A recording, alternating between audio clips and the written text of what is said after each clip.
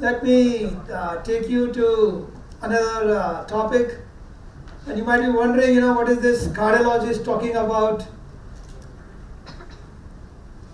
Balance sheet of life. It's an accounting term.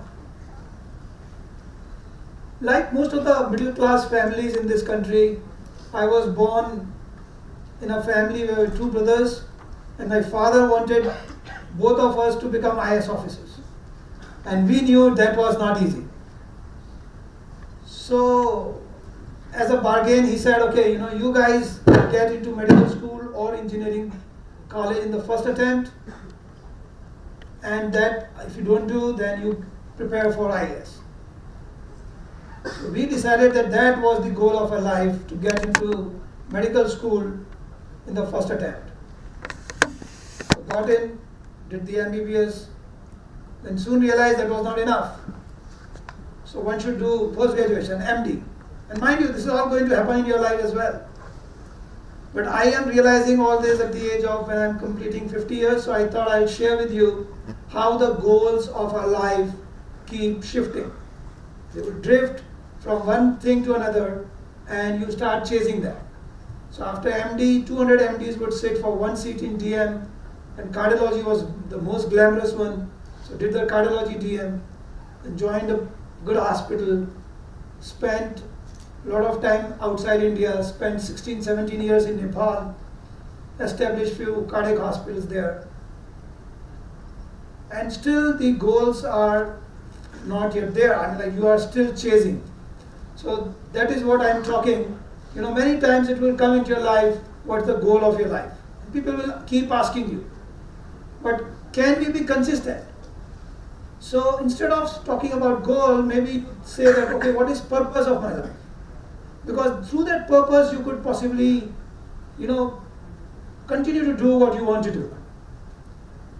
So, if you really look into your life, you would say that, most of the times, you would see that you consume, you produce, and we die.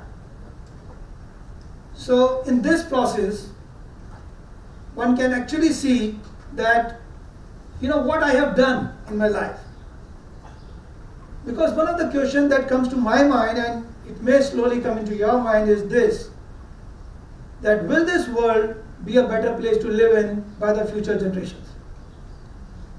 And when you say future generations, the current generation is us. So what are we going to do to this world so that it becomes a better place for the people who are going to live in future?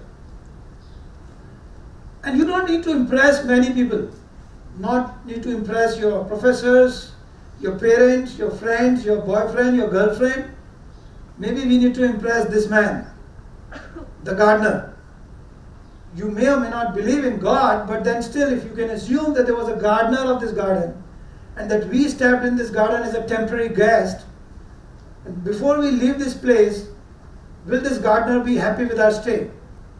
So, what is his perspective as we spend our entire life in this garden and leave this garden? So that is what I consider as the balance sheet. And from the accounting term, balance sheet is a balance between, what are your assets on one side, your equity, and your liabilities on the other side. And where do you stand? In true life, we have no equity actually. So what we have is asset, that means what you have used, and what all we are consuming during our life period is the liability. Okay? So if you are simple, if you are not consuming too much, if you are spreading smiles, then the gardener is happy. And if you are producing filth, if you are disturbing the things, if you are consuming too much, your gardener may not be very happy. So if you actually watch, if we start watching as we live day by day our lives, and we see that what are the liabilities, how many people are working for us, are we spreading tears, are we creating unhappy faces, are we a burden to the society, are we accumulating things in our lockers, in our bank accounts, Are we consuming too much of electricity, water as you take shower in the morning? What all we take from the nature? What all we consume? And to do what? So these are the liabilities, and when you produce something, when you create something, they become your asset. So you spread informations, you spread awareness, you educate people like your professors are doing here, you create smiles, you do some charity work, you help others, you grow plants, you create institutes, you create job opportunities. So these are the ways that you can increase your assets. Because whenever you are saying that this is good, this is a good buy, this is a good purchase, you always ask also that at what cost. So whenever you say that, okay, this is a good shirt, it's a good car, it has so many advantages, but again you need to ask, okay, what is the cost of it? So that the cost matters. At what cost? So you could create big business houses. At what cost? So that becomes an important question. As we just talked, we are basically temporary guests in this world. And the guests could be of variety types. You have got your guests in your own houses. So they are guests who will disturb everything, who will keep demanding, who are never happy, whatever you do to them. And they are guests which are simple, they are cooperative, they are happy. So do you want them to stay longer in your house, or do you want to get rid of them as early as possible? What type of guest are we? And to make a point very clear is this concept of what I say as accumulation tax. Whatever we accumulate is out of fear. And this fear is something that the outside world keeps producing in you. You will soon realize in your life that the outside world, through various activities, would do one thing to you, and that is to scare you. And out of that scare, out of that fear, you have this feeling that, oh, I need to accumulate. Only fearful people accumulate. If you are fearless, you don't need to accumulate. Why do you need all this security? Why do you need all this insurance? Because you think there is a fear of unknown in future. And this fear has been brought in, has been grown inside you by the various methods of the outside world. So that is why we try to accumulate too much, but this accumulation is not without a cost. There is a tax you pay for it. You have a maintenance cost to it. You have to maintain it. It's not stress-free. When I ask you how your business going, you say, yeah, my business is doing fine. But very soon you realize whether you are running the business or business is running you. You need to ask yourself that, oh, is the receptionist is laughing more often a day, or the managing director of the business is laughing more often a day? Who is more relaxed? So these are the questions, because you know that there is nothing free in this world. So certainly accumulation is not an asset. In this balance sheet of life, accumulation is a liability. It's not an asset. You may think accumulation is an asset, it is not. So it is a good idea to really periodically declutter our life. Declutter, clean, disown things which are not very important to you. It's a very good idea to really differentiate between what you want and what we need, and really make a difference and try to see that we do not accumulate things which are not essential in our lives. One of the ways to look at it is that what are the toys of your happiness? Where you reach in your life is often decided by what you keep doing repeatedly. The sources of your happiness would also decide where you reach in your life. What gives you happiness? What if your toys of happiness had these 5 qualities? Simple, inexpensive, socially acceptable, naturally available, and easily available. If you had these as your toys of happiness, you are a rich man. You cannot be robbed easily.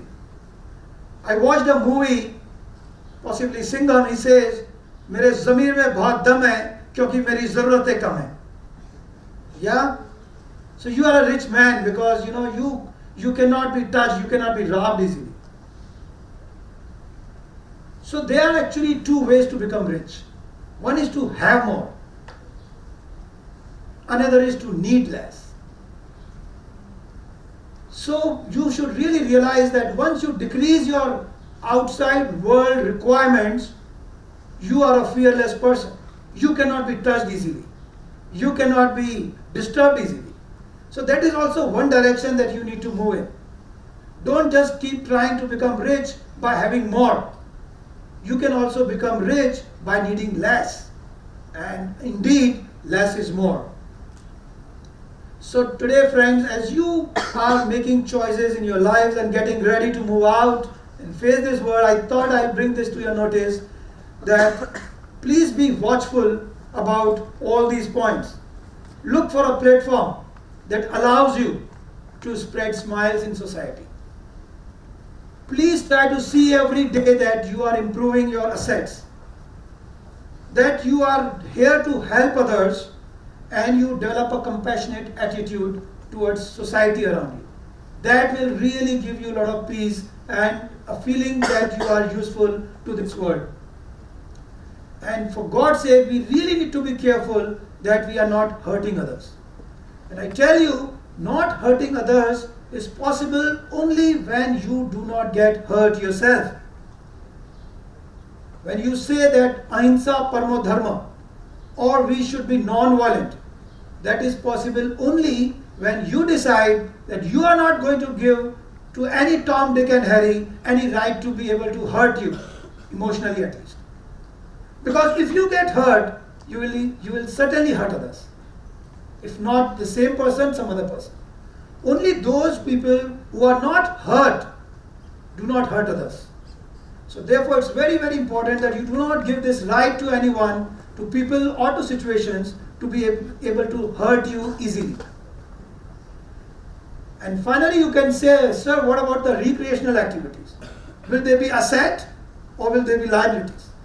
So you ask yourself, what about when you watch a movie, when you spend time in front of television, when you are chatting, when you are throwing a party? What is that? So the question is, will that activity make you a better person? Will after that you are going to produce more? Then it is an asset. Then you are increasing your asset. So is it going to make you more productive person? So you need to target all the activities which you think are for your relaxation, that these are nothing but the walking towards your asset producing capabilities.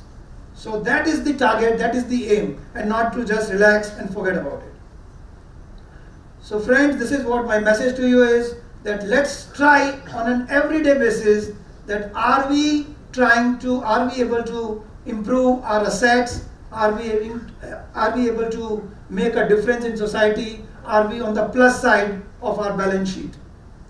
So this is my summary, that let us be careful about all these small points but important points as you grow in your life, as you step out of your institute, you are completing your graduation soon, and that you are going to become a useful person, an important person, a person that has made the gardener happier, that you feel really that you have made a difference in this life and that you are not a very expensive person.